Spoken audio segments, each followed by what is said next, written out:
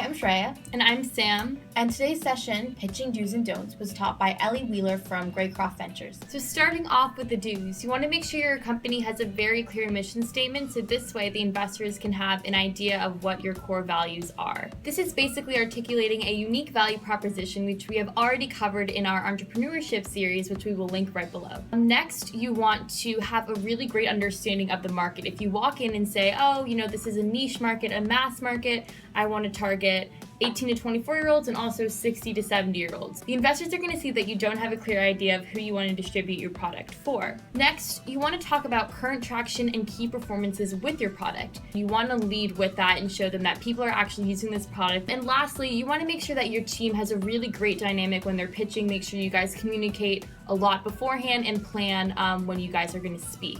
The CEO should do the majority of the talking so they can show the investors that they have a clear idea of what they would like. Now let's talk about some pitching don'ts. The first thing is when you're pitching, make sure that you're not dismissive of your competition.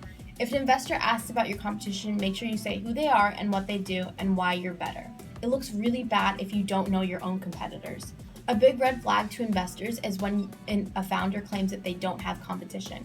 Although this might be true in new or small markets, a lot of times you do have competition even if you don't know about it.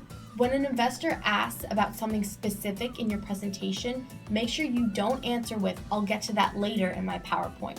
If an investor asks you a question, make sure you answer it right away because it's what they care about.